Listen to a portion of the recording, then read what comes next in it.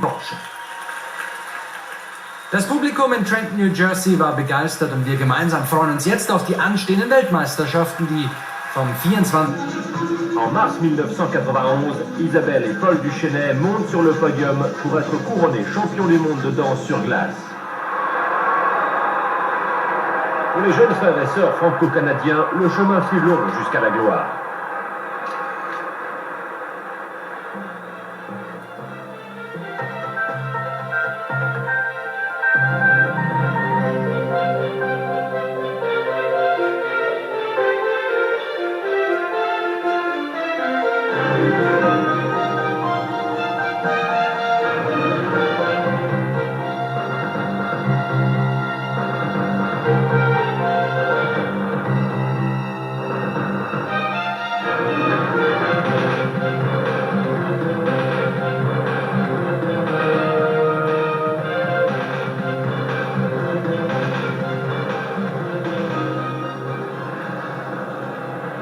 Voici Aylmer, dans la province canadienne du Québec.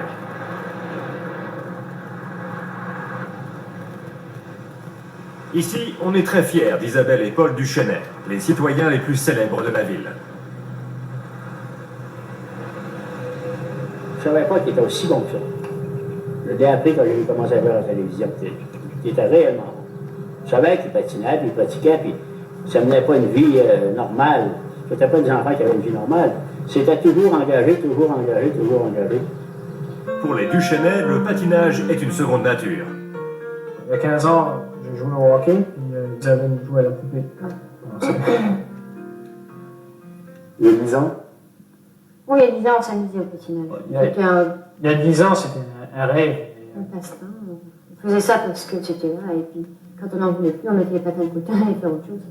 Mais c'était surtout l'école qui comptait.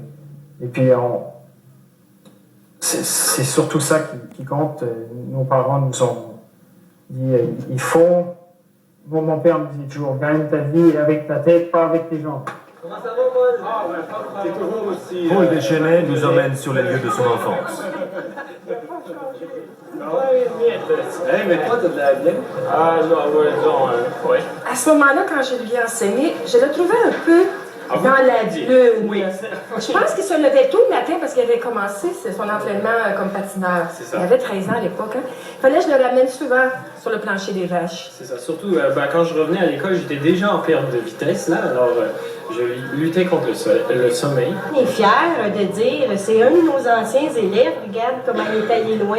Peut-être qu'on a aidé un petit peu à l'époque où il allait pratiquer son patin, à être indulgent, compréhensif, pour lui permettre d'aller pratiquer. Alors, je pense qu'on se fait une fierté de dire qu'on a fait un petit peu la part des choses. Oui, c'est ça. Là, bon, il fermait l'œil là, quand j'arrivais 5 minutes, des fois en retard. Là, ouais. Ça fait chaud au cœur de revenir. Là. Je ne m'attendais pas à une réception comme ça. Hein. Ouais, je suis venu à l'école de Grande-Rivière, là, ça fait un bout de temps. J'ai gradué en 76, puis je vois que ça n'a pas changé. Je pense que vous êtes encore plus enthousiaste qu'à l'époque.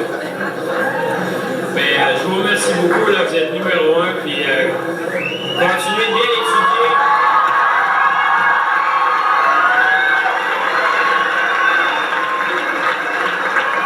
C'est ici, à l'Arena d'Aylmer, c'est-à-dire la patinoire d'Aylmer, où j'ai fait mes premiers pas sur la glace. C'était une mémoire assez glacée parce qu'il faisait très froid ici. Et puis franchement, on s'entraînait toujours entre 6 et 8 heures du matin. Notre père subissait un peu le même sort que nous. Lui, il aidait à jouer la musique le matin. Il passait la musique de chaque patineur à tour de rôle. Et puis on essayait de lui faire un signe pour recevoir notre musique le plus rapidement possible. Mais des fois il fallait attendre parce qu'il fallait qu'il soit impartial à tous les patineurs, étant notre père. Alors je pense qu'il fallait qu'il fasse attention. Hein. Je n'ai que de bons souvenirs. Et puis encore une fois, si j'avais la possibilité de recommencer, je pense que je ne changerais rien du tout. Après avoir patiné dans la catégorie couple pendant peu de temps, les Duchesnay se tournent vers la danse sur glace. Et Ils gravissent rapidement les échelons nationaux canadiens sous la direction de Martin Stopnicki. En 1985, ils tentent de remporter le titre de champion du Canada.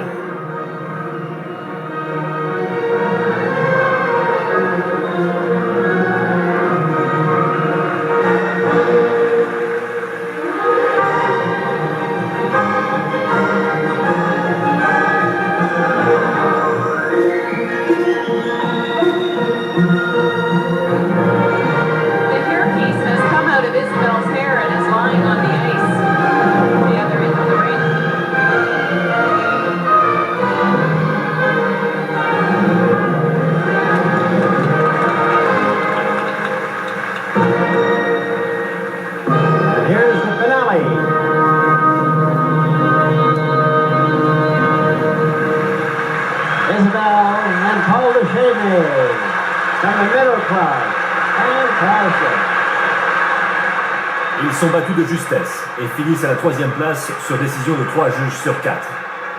Ils ne sont pas qualifiés pour les championnats du monde. Pourtant, comme certains Québécois, ils possèdent la double nationalité franco-canadienne. Et c'est vers la France qu'ils se tourneront pour leur futur dans le patinage. C'est sûr qu'on s'est dit qu'on abandonnait, spécialement cette année-là, parce qu'on arrivait quasiment à rien au Canada, on était vraiment bloqués. Et puis l'histoire de la France, on ne savait pas si c'était pour arriver ou pas, ça hésitait. Oui, la fédération, on ne savait pas. Est-ce qu'ils nous prenaient ou ils ne nous prenaient pas? Finalement, on a téléphoné à la maison, on a dit bon, on plie bagage, on rentre.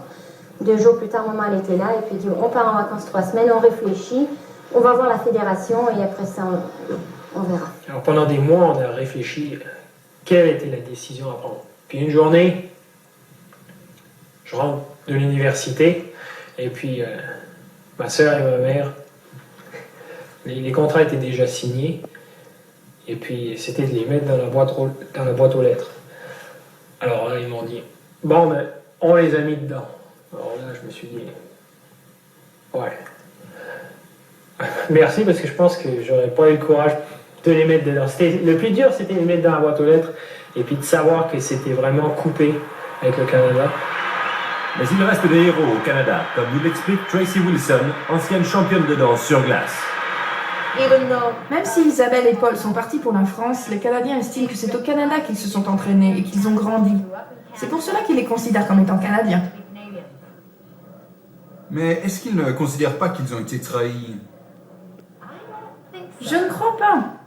Je ne crois pas que le public canadien y ait pensé.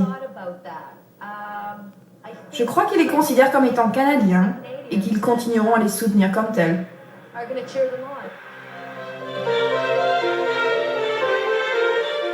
Les liens avec la Fédération de patinage canadienne